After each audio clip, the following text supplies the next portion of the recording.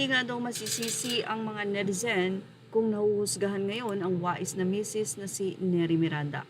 Ito'y matapos lumabas ang mga ebidensya ng pagre-recruit o panghihikayat sa mga tao na maging parte ng nasabing clinic na Dermacare. Labas ng Fashion Police, makikita pa doon ang nasabing post ng Dermacare Tagaytay. At ang itinuturong franchise sa Tagaytay ay pagmamay-ari daw mismo ni Neri Miranda.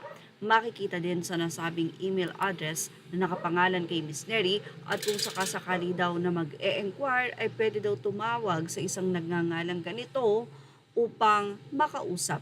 Iyon ay mga staff daw ni Neri Naig. Kaya lumalabas na hindi lamang endorser si Neri Naig, kundi isa rin siyang partners.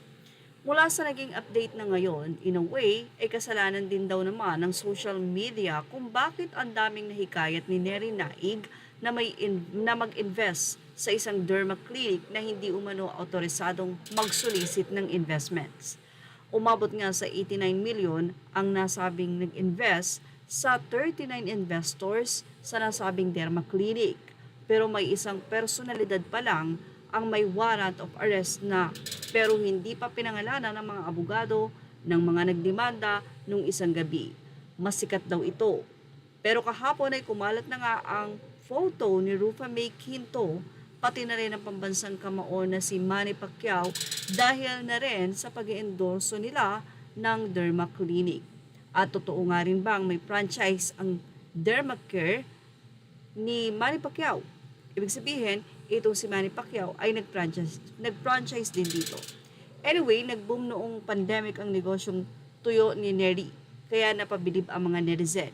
Isang dahilan na sinasabi kung bakit marami ang nag-invest ay dahil na rin sa magandang credibility ng wais na Mrs. at Mrs. ni Chito Miranda na si Neri Naig. Sa ngayon, tinatanong nga ni OG Diaz kung mayroon na raw bang warrant of arrest si Manny Pacquiao at Rufa May Quinto. Wala unbothered naman na din ang dalawa. Kung nagkaroon ng franchise si Manny Pacquiao, hindi naman siguro siya ng hikayat ng mga tao para magkaroon ng Dermacare or mag-invest. Ibig sabihin ba nito ay lusot si Manny dahil nag-endorso lamang siya at wala naman siyang nakuhang pera sa mga tao. Kung tutuusin nga kung nag-franchise siya, ay nagbayad pa ito kung sakasakali man. Samantala si Rufa May naman ay hindi malaman kung isa siyang endorser talaga or partner din.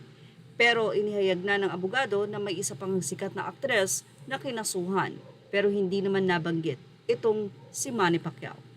Well, unbothered naman itong si Rufa May at hindi pa nagsasalita hinggil dito dahil kung di tayo nagkakamali ay kasalukuyang nasa US nga ang nasabing comedian actress. Yan ang ating Showbiz Snap update. Thank you for watching. Images are all credit to the rightful owners.